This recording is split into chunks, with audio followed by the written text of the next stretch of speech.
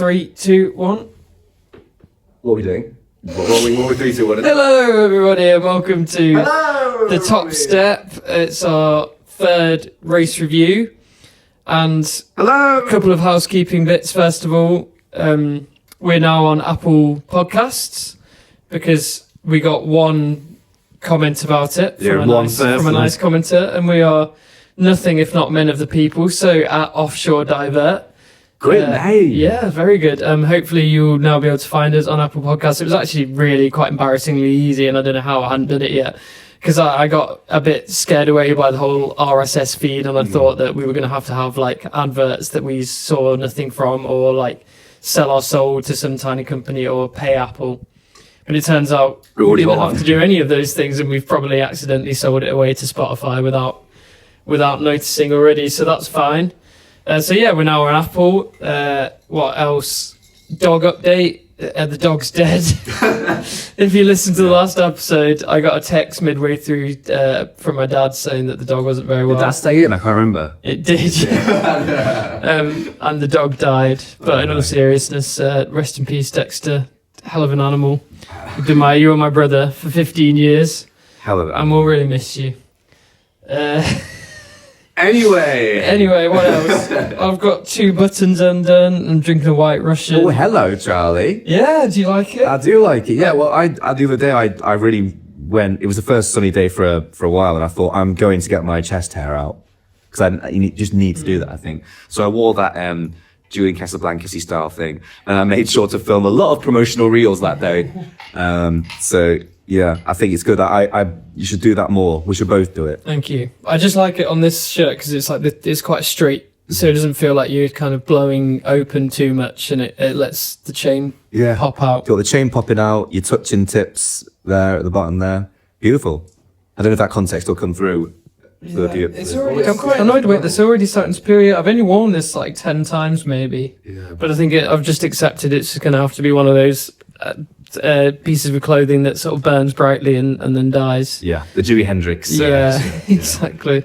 It's going into the 27 Wears Club. But anyway, nothing about these 2 minutes would indicate to you that we are an F1 podcast that talk about F1. Yeah. So let's talk about some F1.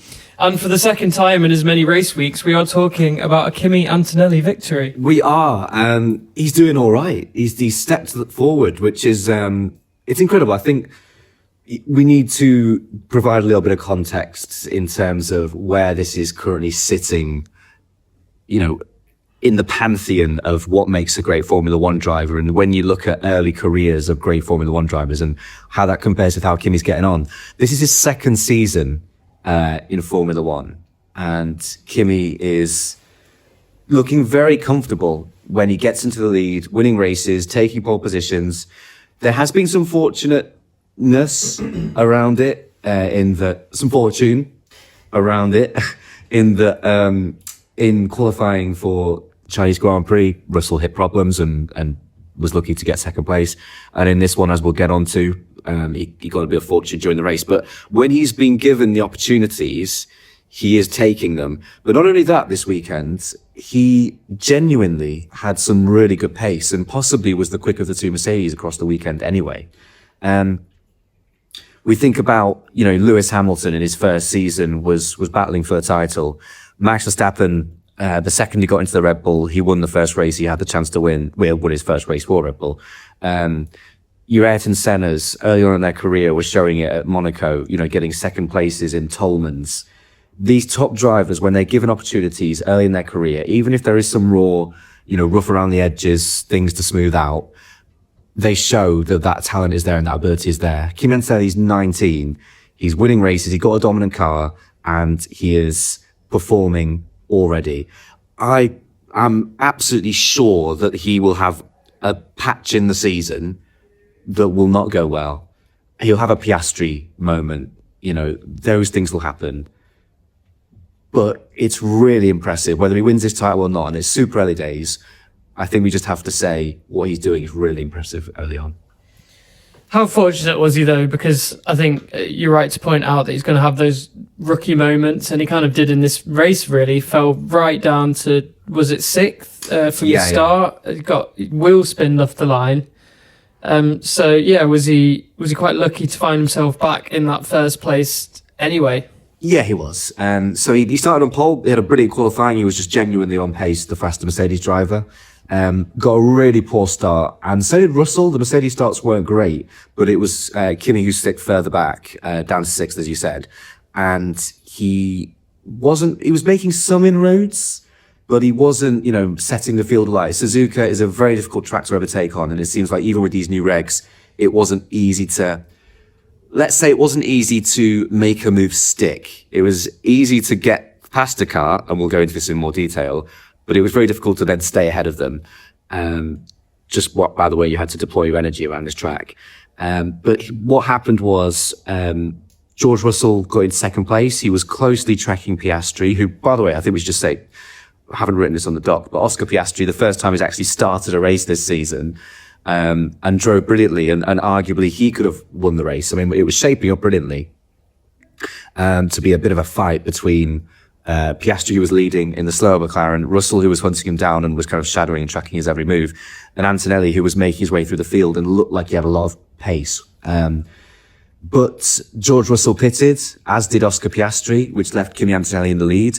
And the second it seemed that Russell and Piastri came out of the pits, the safety car came out. And as we've mentioned, you lose a lot less race time pitting under a safety car than you do if you pit under normal race conditions, which basically screwed George Russell over, dropped him back behind Antonelli, dropped him back behind Piastri. And then, as we know, the Ferraris can fire their tyres up really quick. Their turbo seems to work really well when the green flag conditions come out. Which my dad reckons is because it's smaller. Special correspondent, my father. Yeah, your father's absolutely right. Yeah. It is because Ferrari have a smaller turbo. Which means more instant power. Is that right? But less overall. Yeah. But more instantaneously able to fire it up. Yeah, shout out your dad's correspondent. And that put him back behind the Ferraris as well. So Russell was immediately on the back foot. Yes, Kimi Antonelli was fortunate, but he didn't wilt under that pressure. And I think that's a really good sign. Would he have won the race if that safety car didn't happen? Unlikely. But he was given the opportunity. We spoke about Nico Rosberg. He took that opportunity. Yeah, just to, give him the respect he deserves quickly.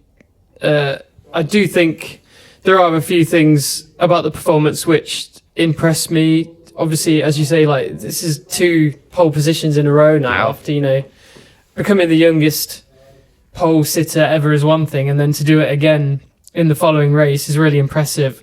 And yeah, he had that really difficult start off the line, but he had begun sort of battered his way back up. Yes. Probably not to a winning position, but then also, you talk about Mercedes probably perceived weakness in starting compared to some of the other teams that are up there fighting at the top, and also just in compared to how good everything else is on the car. So with that all in mind, I thought the way that he kind of negotiated the restart after the safety car was really impressive. He sped off, and it was 2 seconds clearer than no time, and actually, got himself a really nice big buffer in a race where everyone from 2 down on that point was actually really close right to the end of the race. He was just off, so he must have done something right. Yeah, he showed really good race instincts. It was reminiscent of Sebastian Vettel when he was dominant. He would always just pump in really quick laps right at the start of a restart or off the line, and just disappear down the road.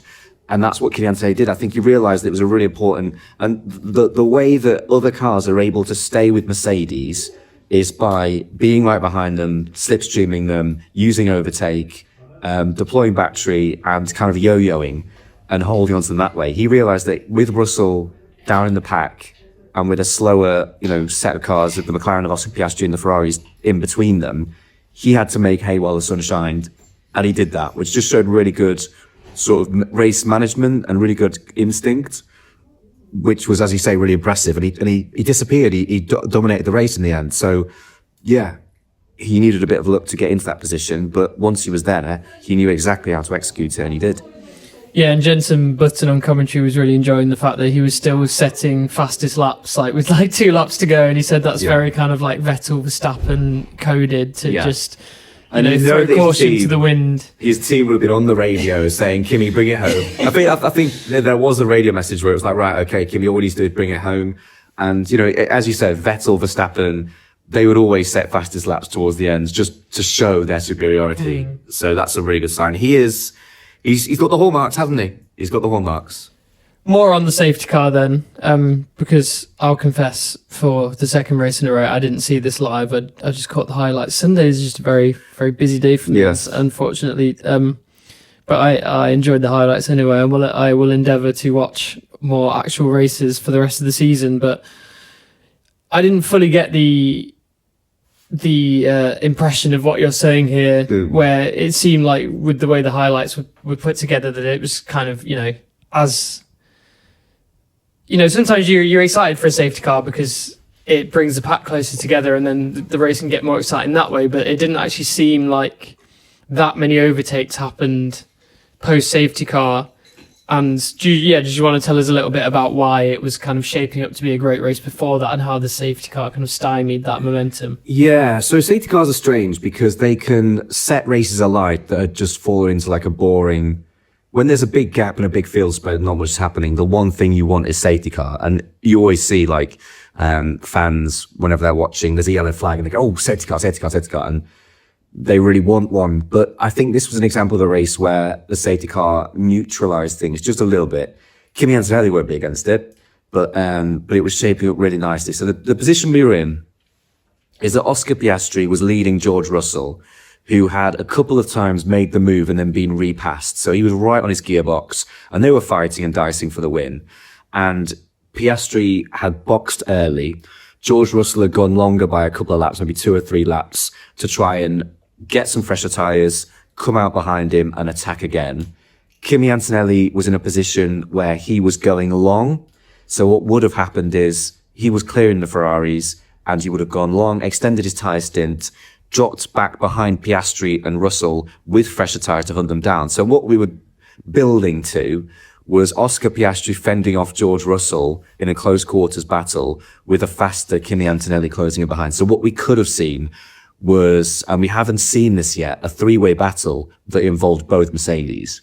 And it was sort of reminiscent, and it's not to this extent yet, of last year, where we had a dominant car, 2 drivers who were duking out for the title, where the younger pretender had stolen an early march over the experienced old heads, Lando Norris, Oscar Piastri, both here for their first time. This is very last year, except there's no Max Verstappen. Rest in peace. Well, he not died, but his career might soon. We'll get onto that. So he could have really boiled down something special. And the point I was going to make is that last year we didn't really see the McLarens go wheel to wheel until I think Canada, and then they crashed. So it'll be interesting to see. And can I just say, early prediction, Antonelli and Russell are going to crash this year because they are both... Antonelli is young, inexperienced, and is prone to a mistake. George Russell is aggressive and not afraid to get his elbows out and has had shunts in the past and is very... he's a very racing driver in that he never blames anyone but the other person for the crash. Even when it's obviously his fault, he will always blame the other person, which is just a racing driver thing to do. So that will happen. And we could have seen it today, and I think it would have been really interesting. And it's tantalizing in a way. It's mouth-watering that there is a chance that with Mercedes getting poor starts but being the faster cars, that we're going to see situations this year where a slower car is going to be ahead, Mercedes are not automatically flying past. That could allow the two to battle and have a third or a fourth car in the mix. So, yeah, one of those two is going to win the title. Yes, the constructors is a foregone conclusion. And yes, there are some serious issues with these regulations, which is another thing we'll get on to. But there's some silver linings there from this race that suggest there could be some good races coming up in the future. Russell's woes? Russell's woes. He will not be happy. We're going into an enforced break now because, of course, there are some things out of the hands of the organisers of the sport which have caused them to cancel some races in the Middle East. The Bahrain Grand Prix in particular, I'm really sad about because that would have been a really interesting one. And so would Saudi as well because that's a crazy circuit. Is that the one where it's just like left, right, left? Yeah, left, right? flat out, and the track is like one long, thin, sort of wibbly wobbly thing. Would have been very interesting for deployment, I guess. Really interesting for absolutely, Charlie. And it's a shame that we're going to miss out on that. And also Bahrain, kind of conversely, because the testing was there, so all the teams know that track like the back of their hand, and we would have seen the competitive order at that track. We would know that. Take all the variables out. This is where everyone is. That would have been really interesting to see as well. Alas, we will not, and alas, George Russell will not be happy with that, because I think the one thing you want to do, when maybe in reality what he might need is a bit of a recharge and a reset, you want to go again and lay down a marker and prove, and he'll be really frustrated because he will be thinking, and he said it, that I would have won that race. Without the safety car, I was winning that race. And yeah, I'd say 70% probably true, probably agree with. But he didn't. He's now behind in the championship after early on, it looked like he was going to run away with it. You know, after the first weekend and then the sprint in China, it was like Antonelli's making mistakes. Antonelli can't get off the line. Russell's going to walk this title. And suddenly it's flipped. And that's the thing when you've got a dominant car and you have one race where you finish outside the podium, which Russell didn't get on the podium.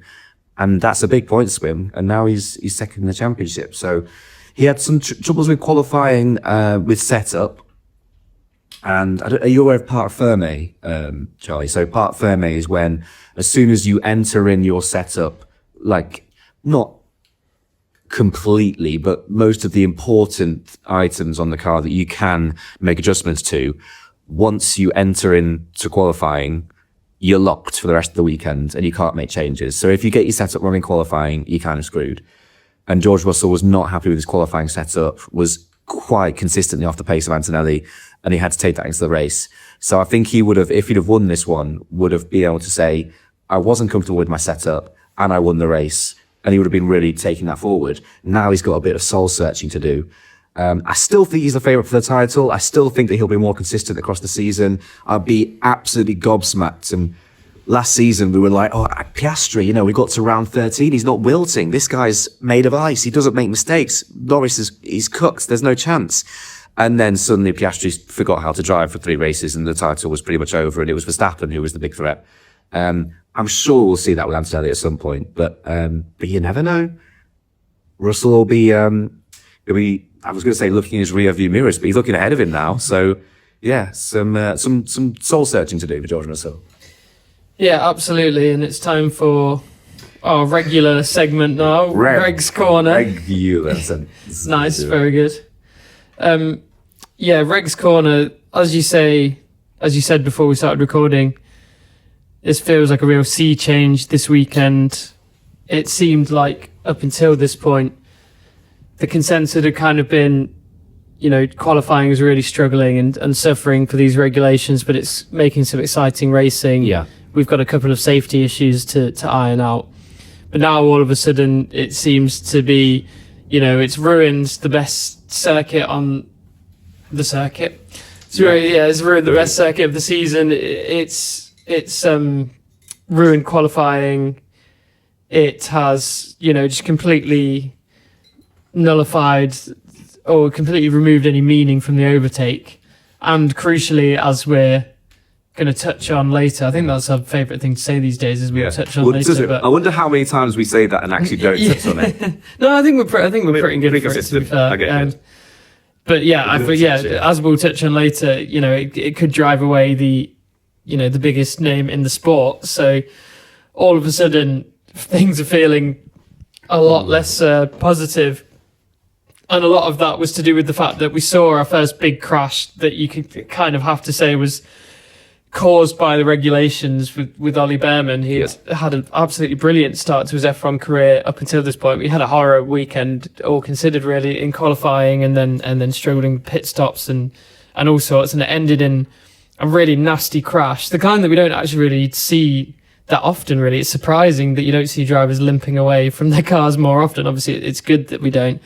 But it did certainly seem like this was our first properly regulation enforced crash. It was, and I think our first weekend of overall negativity, like a majority of negativity for these regulations, was this weekend. Just issue after issue. So I think, first of all, to paint a picture, the Suzuka circuit is a legendary circuit in Formula One. It's high speed, it's twisty, it's turny, it's commitment. And there's one corner on the circuit, which is, renowned as one of the greatest in Formula One, and that's called 130R, which is at the end of a long straight. You have a borderline in history, borderline flat out, fast, thin, narrow kink, super high speed. So you've topped out at the end of the straight, but it comes up just as you top out at full speed, and then you go around this super fast kink, which had historically a huge challenge because it was just not quite flat out.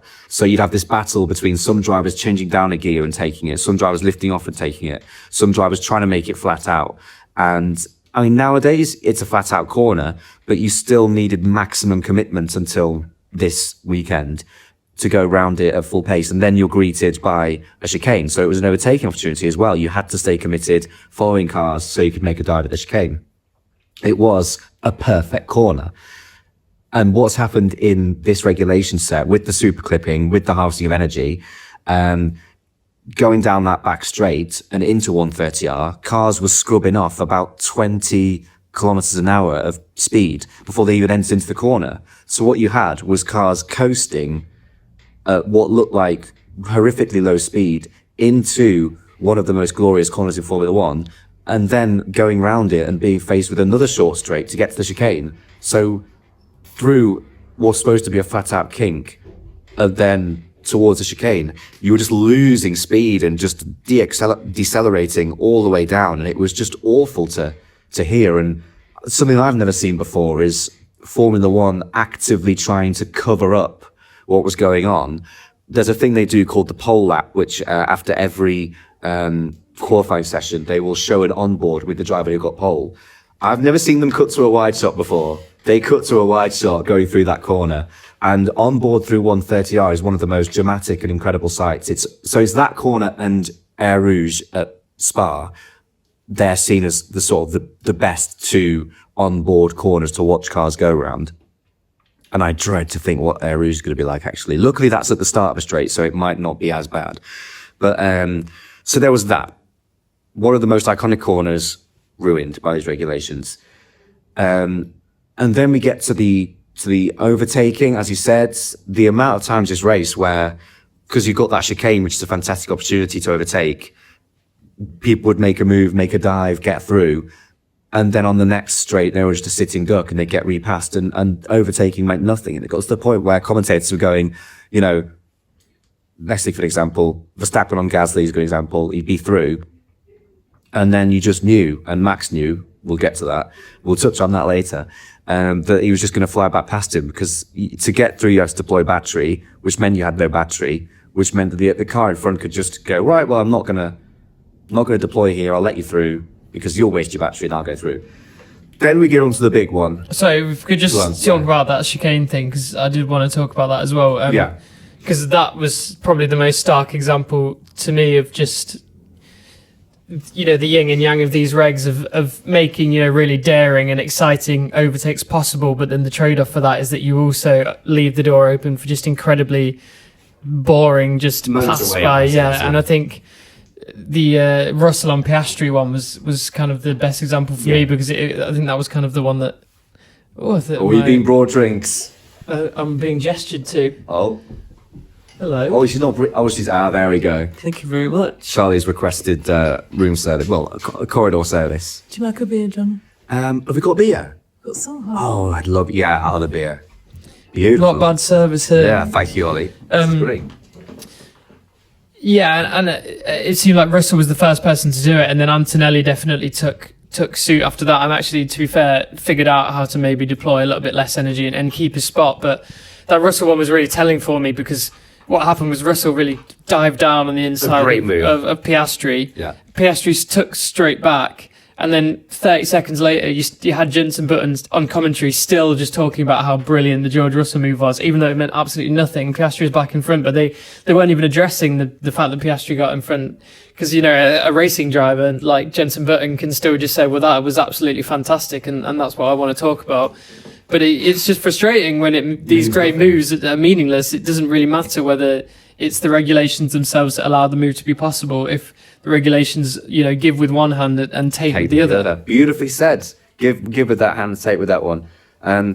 Yeah, it's really disappointing because, as you say, that's a fantastic move, and we don't want there to be a situation where drivers go, I could make a brilliant move here. I could go down the inside. I could shape, I could dummy him. I could use all the nous and strategy that I've learned throughout my years as a racing driver.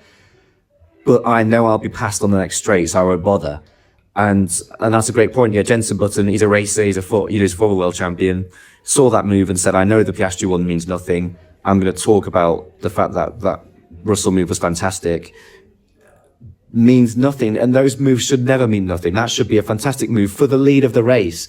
And if that's the move for the lead of the race, the game changes. And, that safety car might not have affected Russell so much that we might be talking about what a champion in waiting move that is from George Russell. And that's how it should really be. It shouldn't be you make a great move and then you get repassed.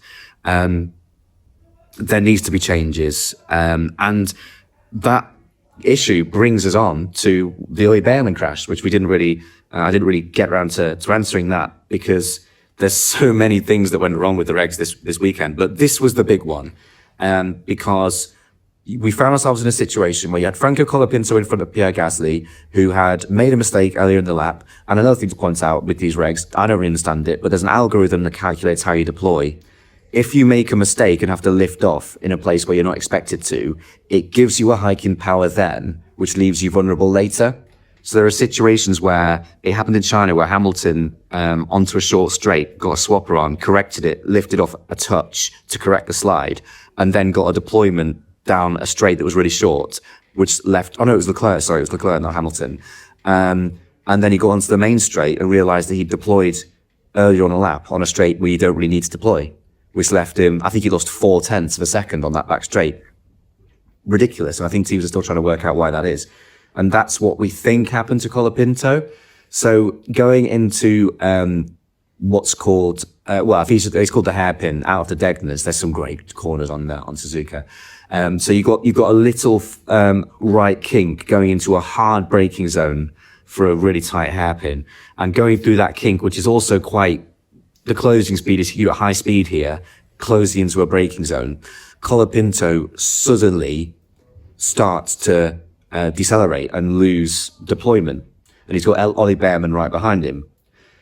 Colapinto, realizing this happens, shapes a defensive move to try and stop Behrman from overtaking, which is his right. There's nothing wrong with that. What he doesn't know is that Ollie Behrman is really close and closing at a rate of knots. Behrman is then given a choice that you should never be given as a racing driver: smash into the back of him or take avoiding action and crash yourself at high speed. He does the latter, which is the right thing to do. And you can almost see him like jerks his hand left like a couple of times, like what the fuck do I do? What the fuck do I do? And then she decides to put it into the wall. Which is and it should never be that. And let's not forget that obviously these onboards give us maybe a second to see what's going on. But, 200 mile an hour, that's happening very quickly in your head. He's got to make a split-second decision. Oh God, I'm closing. Oh God, if this is me or you in this situation, we're probably upside down in the air before we realize what's happening. So he very quickly took avoiding action, put himself in the wall at high speed. I think he suffered about 50 G, which, to put in perspective, astronauts suffer about 7 G when they take off. 50 G is a lot. And we saw him get out of the car. He was hobbling. And that was purely caused by a quirk in the regulations that put him in an impossible situation where he either creates an aeroplane accident. We've seen cars, if you at high speed crash into the back of a car, you're flipping upside down. That's just the way the aerodynamics work. And he decided to take evasive action, dipped away on the grass, and went spinning into the barrier at high speed. Before the race, Carlos Sainz made a bit of a premonition, a predictive comment where he said, if nothing changes, we're going to see a huge accident. And he was proved right about 25 laps later. What lap did that happen? 20 something maybe? Anyway, he was completely proved correct. And I think a lot of the drivers have been saying it. We're very close to a big accident, and it's happened. And now the way that the FIA tends to operate is they'll stand their ground on their own regulations until it's a safety concern. And I think we will see changes now. But will those changes be big enough to prevent the departure of a certain all-time great? We'll see. Or you tell me. Unless you want to talk about the fact that every driver was complaining yesterday and George Russell. Yeah, so I mean, I think the telling thing was that even George, I mean, of course his race unraveled, so there might be a reason for it, but maybe it just showed the cracks and it showed his real opinions. Mercedes are probably briefed him to say, look, George, if you're not enjoying the regulations, don't say anything because we don't want changes here. We're dominant. We want things to stay the same. But even he was saying when he was making these passes, the Piastri overtake, he was criticising the battery. He was saying, I've got no deployment, what's going on? He was clearly furious with the regulations, and all it took was his race to go against him for him to show what he really thinks. So if even the dominant Mercedes drivers are going, yeah, this is a bit rubbish, that says enough. I mean, a lot of people will say, and hey, the BBC Sport comments on articles are a cesspit of Hamilton fans saying that Verstappen, always seeing that he's finally throwing his toys out the pram. And then the Verstappen fans coming back and saying, well, what's Lewis Hamilton been doing for the last 10 years? It's a cesspool. It's really annoying. I try not to get involved in it, but it angers me. I don't get involved in it, but it angers me. But the reality of it is that we're seeing now that no matter where you are on the grid, from Fernando Alonso in the Aston Martin to George Russell in the Mercedes, there's heavy criticism of these regulations. And that's when you know that things need to change. There's been one very vocal critic, hasn't there, Charlie? You're just trying to do my job for me. I can't Do I need it. to be here? But there's been one particularly vocal critic, and that is the 4-time world champion. Ooh. Oh, we've got a drink spray. Well, I think we'll just carry on and keep going and drink. Thank you so much, Holly. You're welcome. Cheers, Charlie. Cheers. Wash. Cheers to Holly. Thank you, Holly. Oh, lovely. Delicious.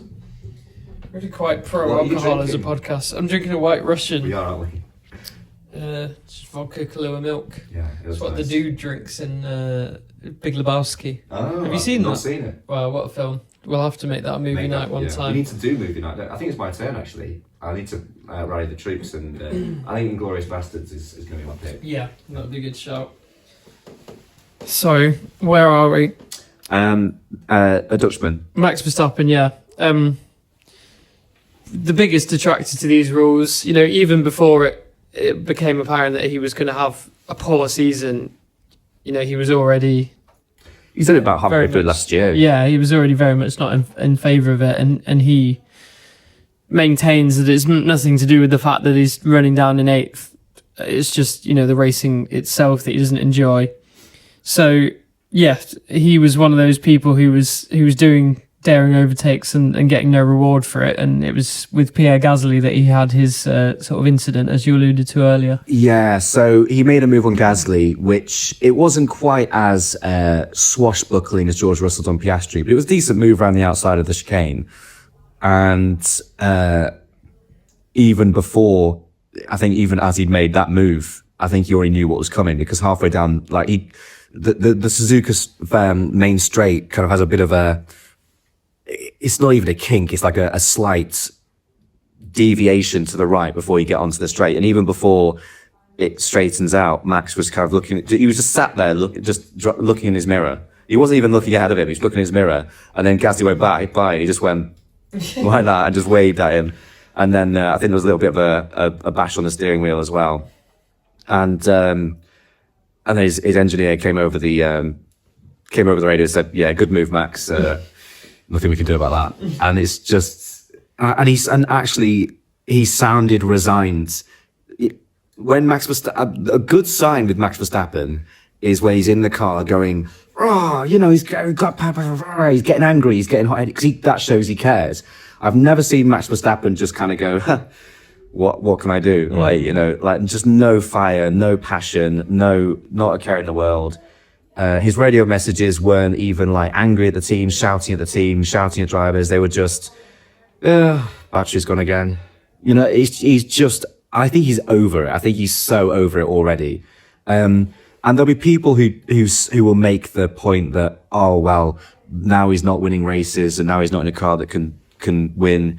He's throwing his toys out the pram and whatnot. But he's been saying this for a long time. He said this halfway through last season that we're going to see deceleration on the straights. We're going to see this, that, and the other. The FIA came out and said no. The team bosses came out and said no. He was bang on, and he saw it exactly for what it was, nice and early. Classic Max, no beating about the bush. This is how it's going to be. It's going to be terrible. Just you wait. He's completely right. And his future is seriously in doubt, and it might be a little bit of a ploy to get the FIA to make changes. And the FIA, from what we're hearing, are going to make changes for future races in terms of the amount of battery deployment that is required, the split between hybrid between the electrical deployment and the actual combustion deployment is going to change. So rather than being 50-50, it might get closer to sort of 60-40. 70-30, I'm not sure what the exact split's going to be, but that's a good thing. We'll see if it makes any difference. But he's just so done, so over it, coming out in interviews and saying, I need to have some serious thoughts about my priorities in life. He's got a kid now. He's got a happy family at home. He loves racing. He's a pure racer. He went around the Nürburgring in the break between these races and casually dropped another win over there in the sports car racing. They got disqualified, but the pace was there. So I think we're going to see Max Verstappen's, the longer this goes on for, he's just going to tune out. And still, in terms of his performance, I think he did just about all he could do. Couldn't get past, well, he did get past Gasly, but obviously couldn't stay past Gasly.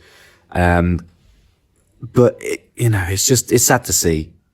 And then when we talk about, again, what Piastri said last week, that he would push more and make time up in qualifying, get more confident, but lose time because of that. That just completely undoes what makes Max Verstappen great, because he is someone that can find an extra 10th through the corner, has more commitment, has more feel than any other driver. And if that is punishing you, you might as well just say, well, I'm the best and it's costing me. Why would I be here? Yeah, and in at the site of possibly his greatest ever lap last season. Yeah, exactly. And his place where favourite it's track. completely dominated. I can understand why this in particular is bothering him. I will just try and provide a bit of balance here, as you know, as I'm sitting next to Max Verstappen's super fan. Yeah. I'm not going to go as far to say what you said that people will be saying, because I don't want to be the person that you said that people will be saying. Yeah. About, him just throwing his toys out the pram because he's not winning, and he kind of said in an interview, like, it's not running P8 that's the problem. Like, I've been there before. Yeah. I mean, he hasn't for the bulk of his career. Yeah. But he has, coming up. But I do think that as much as he's got a lot of valid concerns about the regulations, I do think, and that he's not in a competitive car, I do think you're still seeing a less than brilliant performance from him this season. Like his teammate is in the mix with him, which we just haven't seen for years. Getting out in Q2 today, and I mean this weekend, and I don't think it's enough to say that he's throwing the towel in, or he's doing it as some form of protest because he doesn't like the regulations. Like, he is clearly struggling on some technical level with the driving style, which kind of is a surprise because, you was kind of saying in our preview that he seemed to be the one that had sort of clocked the new method of driving, even though he didn't like it himself. So, I'm sure it's not helping his satisfaction that he is, seemingly not invincible all of a sudden with these new regulations. But he had a sweet moment with Lando. Yeah, he did. So, I mean, on that point, I think that it's a fair point.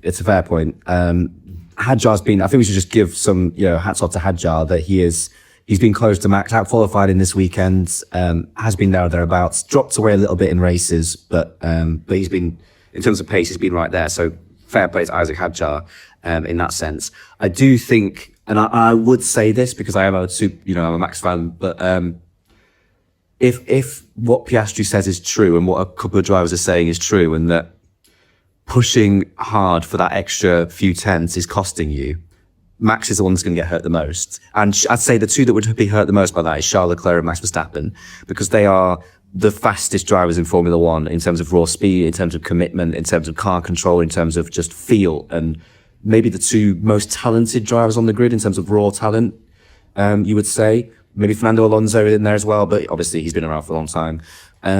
But if finding that time in the corners is actually costing you on the straights, and it's always been that on the straights you don't really make time up, it's your engine that does that. You make the time on the brakes and accelerating out the corner is the way it's always been.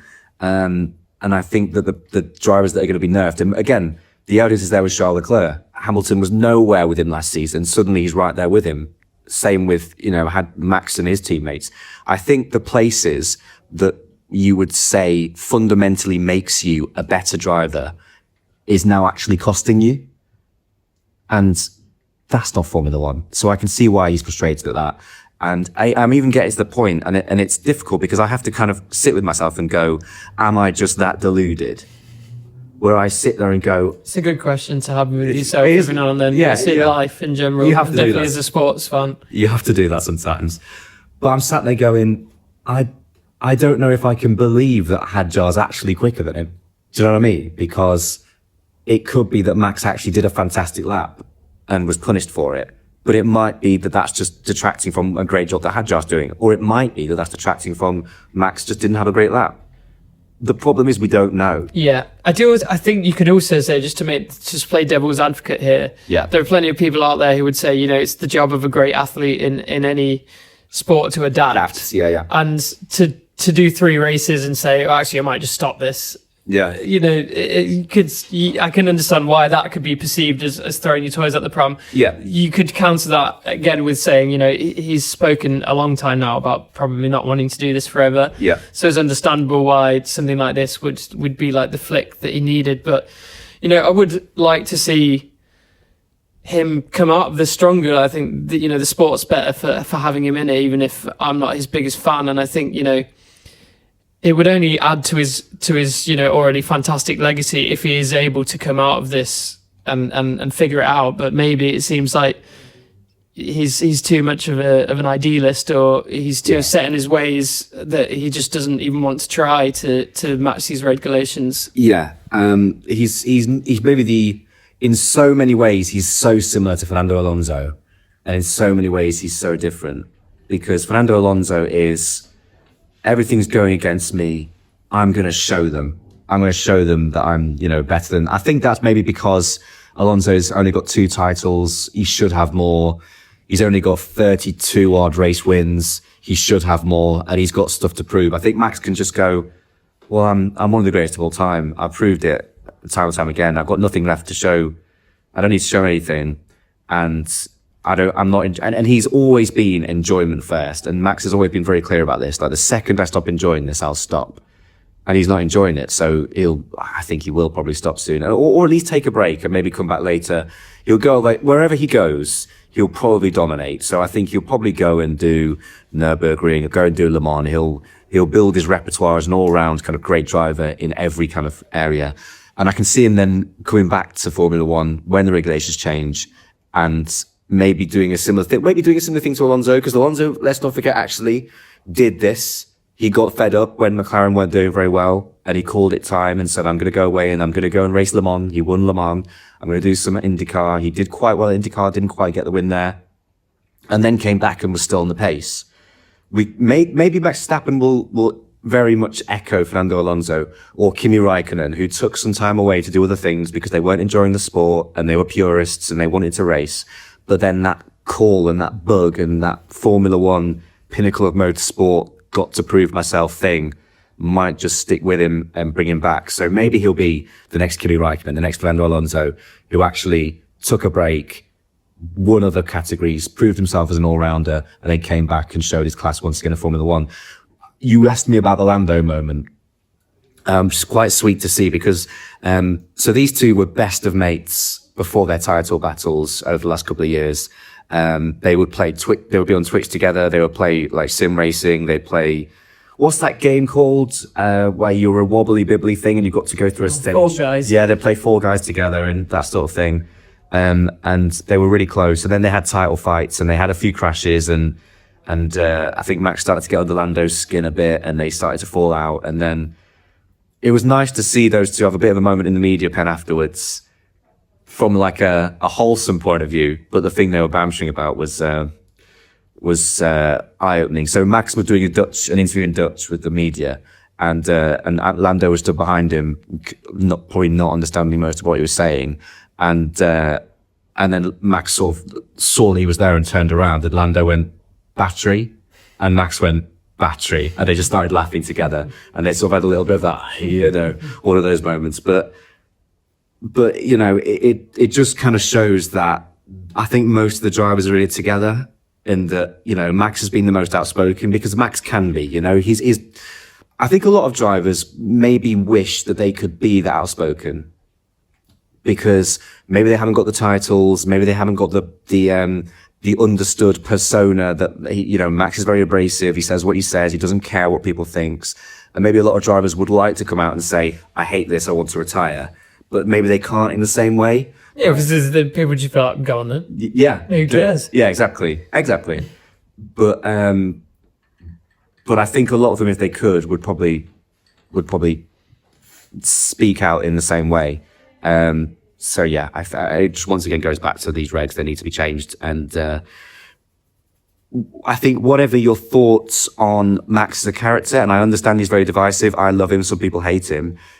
I think a lot of people would have to agree that he is speaking at least some sense on some level that there needs to be some changes. Yeah, and he's throwing his weight around, and it's really interesting to see, if the FIA, if they do kind of unwittingly drive their star driver away, then that would definitely lead to a lot of soul searching. But I think I'm with you. I can see him. I think even if he did go, he would obviously come back. I think he'd realise how much he missed it. But I think it's really interesting. I think, we're at a crossroads here, and either there are changes made quickly that keep him, or, if he does go and he is quick in going, which it sounds like he might do, that might then actually free up the FIA to be like, well, we'll stick to our guns now because he's gone, and let's, make this work for the next 2 or 3 or 4 years. Yeah. But then the thing is, with the way F1 works, it doesn't really matter how well this goes or not. There will eventually be changes. We'll see. Yeah, I can see Max then, returning at that point. I think that's a very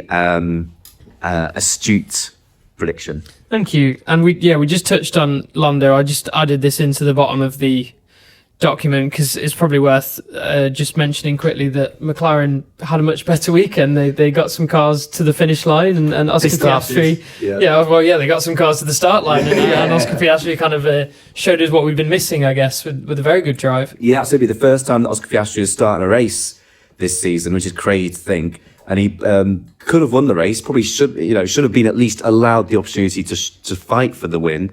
But when things went against him, was able to hold on to second. So fantastic performance by Oscar Piastri. A track that historically has not been his strongest. He's not really ever been a master of the Japanese Grand Prix circuit, historically.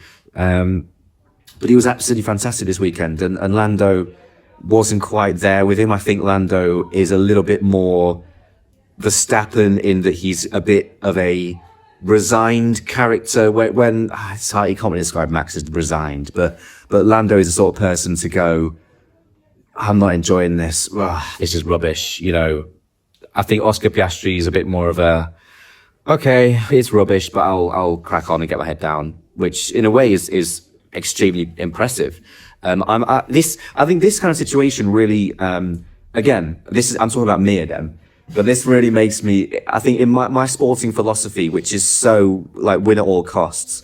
And I love it when people throw their weight around. I love it when Ronnie O'Sullivan says that snooker's rubbish and they sort themselves out. I love it when Max Verstappen comes out and says things need to change because he's speaking his mind, he's throwing his weight around. I love it. Which in the way is one way is win at all costs because I will win for myself. I will be happy. I want to show that I want things to be good for me, or I will go because I'm not going to stick around and compromise my own morals and beliefs just for this circus, which I love. But on the other hand, if it's win at all costs, then maybe I would want them to knuckle down and show themselves and go, no, I'm going to still battle on. So I actually don't know where this sits with me. So I don't know. It's difficult. I'm questioning my own beliefs here. I don't know what I think. Because I think both of them could be viewed as I think whatever Max does, I'll back. That's what that's what I've landed on. But, yeah, I don't think that needed articulating, to be honest. But I do see what you mean, and I think, to be honest, you know, these young men have all been put in a very difficult situation, and I think, as you say, whatever they all do really is impressive in its own way, because do you risk the multi-millions and millions of pounds that comes with being a modern F1 driver and say that you're going to walk away on principle? That's brave. Yeah. But also, do you risk your own safety really and everything else or just show the level of commitment needed to, change your driving style that you've been karting since you were 4 probably, and to be able to convert that into being, a world champion or whatever in these regulations would be very impressive. And obviously, I think for Piastri as well, we've got to remember the circumstances of last season, as you said earlier. Like, he will be desperate to put that right, and I'm sure that he's got a long career ahead of him. There will be a point when he is in another title race. I don't know when that will be, but I think Lando is in a much better position to be like, well, who cares? Like, I'm not that bothered because he just won the title. Whereas Oscar very much didn't just win the title, so he's going to want to put that right however he can, and he's probably thinking, I can't afford to have a 3-year sabbatical here until this changes. I need to do something now. It's always easier to leave a sport or to criticize a regulation set or to speak your mind when you've won the world championship and that your legacy is somewhat secure. Max Verstappen, no matter what happens, is already probably top 5 of all time. Lando Norris is already going to go down as a world champion. At the moment, Oscar Piastri is going to go down as a bottle job. Yeah. So he, as you said, and maybe that plays into the whole Alonso thing, that he's going to go down as someone that never quite did the numbers they deserved to do. I even think Hamilton, with the way that the regulations changed in the last set, if Hamilton have got that 8th title over the line, was outright at the top, and then had 1 or 2 bad seasons in those regulations, surely he wouldn't have carried on. I think he would have gone. I think if Abu Dhabi 2021, whisper it quietly, had gone differently, I think he probably retired there and then. Yeah, but he's still here. Yeah. Potentially never even going to win a race again. I know he got a couple in, near the end for Mercedes, but, there's clearly something driving him still where he feels like he's not finished. But it's crazy if he won 7 titles in 100 races. Yeah, he was so close to being there. So, yeah, I think it's such an interesting sport in that, your ability to win titles is almost out of your hands to an extent. It depends what machinery you're given. And I think Oscar Piastri, what's crazy about him is he might never ever get another chance to win a world championship. And he might forever be known for that one season, which is just ridiculous. But yeah, sorry. No, there's a perfect example, but yeah, it's fascinating. On Alonso, as we said, as another example of that, I've just been fascinated with this whole Aston Martin situation and have wanted to mention it every time, but he got to the finish line, I believe, correct me if I'm wrong, that is the first finish for an Aston Martin driver. Took 6 attempts, I guess, across 2 drivers, and Lance Stroll, in a race weekend where it seemed like as much as the regulations were a big talking point, the teams at least seemed to all figure out how to get the car starting and finishing the race, with a couple of exceptions. Yeah. So, it's promising signs for Aston Martin, who also seem like they're going to be pinching the Audi team principal. Is that right? Yeah, Jonathan Wheatley, who's a very respected name, a very experienced name in Formula One. Has left Audi and is widely kind of speculated to have done so because he's going to go to Aston Martin, which just shows the pull of that. It's a big name, a big brand. Fernando Alonso, Adrian Newey, Aston Martin, lots of money. It's not bad. Yes, absolutely fantastic for Aston Martin to get to the finish line. Ridiculous that is a good achievement for them when they are one of the richest teams in the sport, and they have Alonso and they have Newey. And also, I think it's worth kind of saying that they were outperformed across the weekend by Cadillac, who have a racing. Oh my God, this bloody thing! My mic keeps not mic. It's the fucking system overload. I don't know why it's system overloading over one bloody recording. they were outperformed across the weekend by Cadillac, which is, never a good sign when Cadillac have a racing legacy of 3 Grand Prix. And Aston Martin have a racing legacy of a good few seasons, plus the Force India days. Racing Point have been around for a long time. But yeah, they got to the finish line. Alonso, what a trooper. You could see on the start line, the vibrations. It must have been really painful, and I'm sure he's having to do a bit of rehab to recover from doing, a Grand Prix distance in that car. But you have to think that with a new design, there'll be some potential in that car, and if they can sort the engine out, then surely they'll unlock something, and hopefully. But my prediction at the start of the season is that they will get a points finish by the end of the season. But yeah, at the moment, it's even if they are finishing, they're clearly having to protect that car and not run it at its full capacity in order to do so, because they can't get beat by Cadillac, because everyone thought the Cadillac would be miles at the back. So fair play to Cadillac. Let's turn that into well done to Alonso for finishing, well done to Aston Martin for finishing, but also well done to Cadillac for actually building a car that works.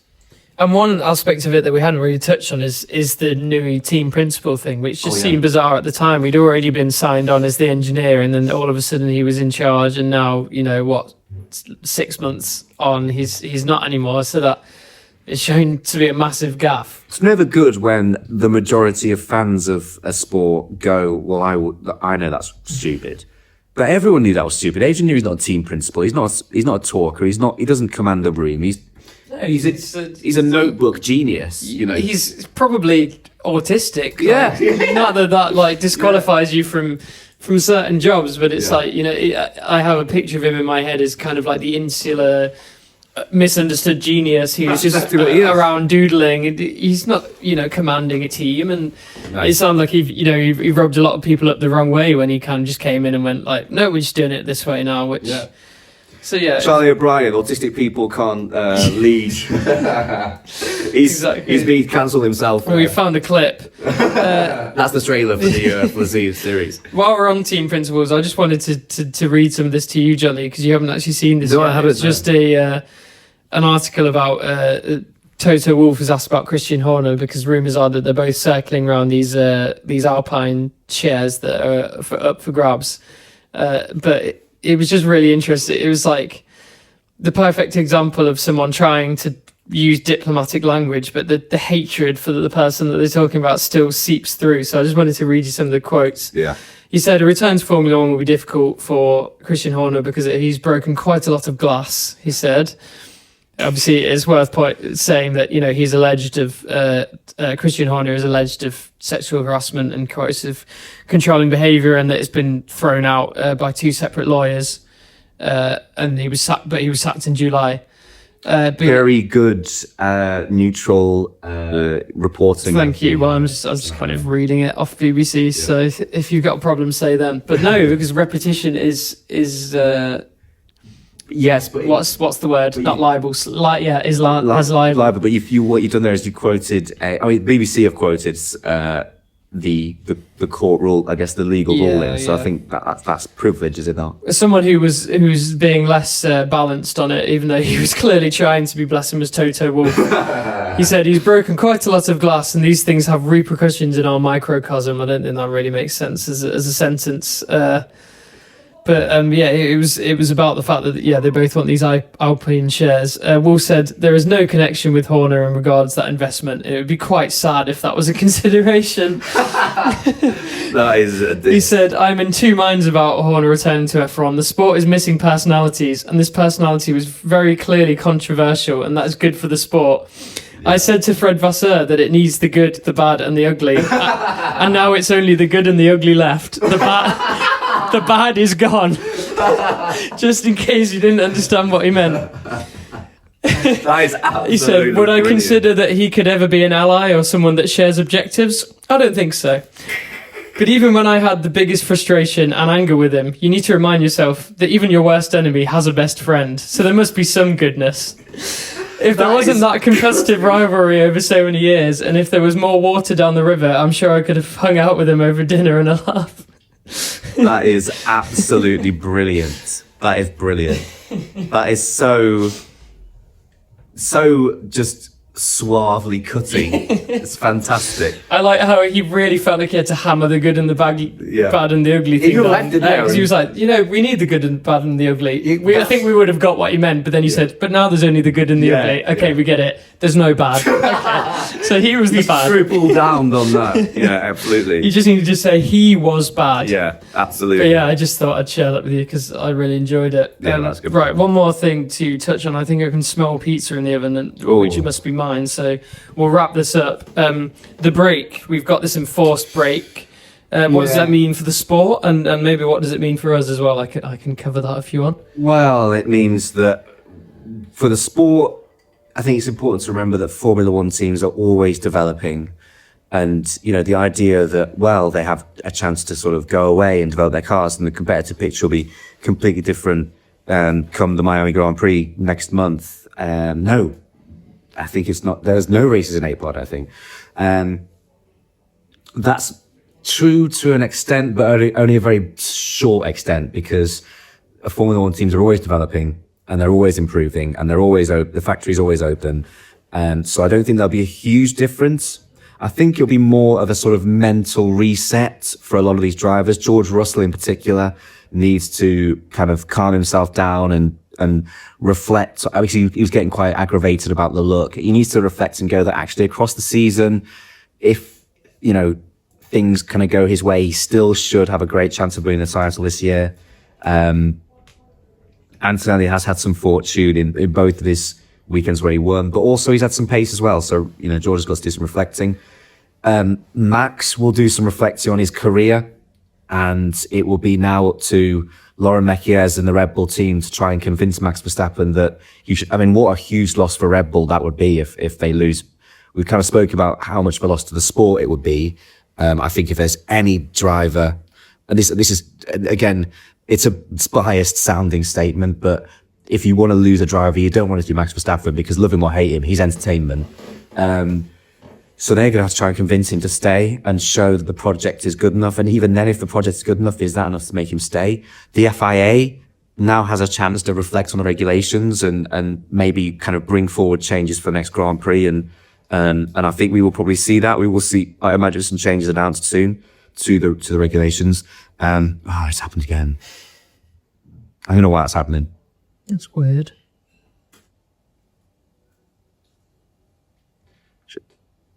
Changes announced soon to the changes announced soon to the regulations. and yeah, so I don't think that there'll be a huge change to the competitive. Thank you, Charlie, for pushing my buttons. But to the competitive order. But I think it'll be more of a mental reset for the drivers, and it's almost like a new start at the Miami Grand Prix. So that'll be interesting. And Charlie, what does that mean for us? Well, I think we don't want to leave you guys for like 5 weeks. That seems pointless while we're in a flow. I think something that's just come to mind while we were speaking about what we could do in terms of F1, I'm not particularly sure. Maybe we'll just do like a news roundup if it feels like enough stuff has come to light in a couple of weeks' time that will be important. Max Verstappen has retired. Yeah, exactly. If something that big happens, we'll bring you some reaction, and maybe we could do a bit of a more historical episode. On the cricket side, this has literally just come to mind now, but I think it would be quite good to do like an England watch maybe at some point in April, because the county championship is about to start up, and with the non-regime change that has sort of been confirmed now that no one's getting sacked kind of thing, I think there's had to be some promises made by England that things are going to change, and part of that has been we're not going to be so stuck in our ways with selection. Do you think that will come true?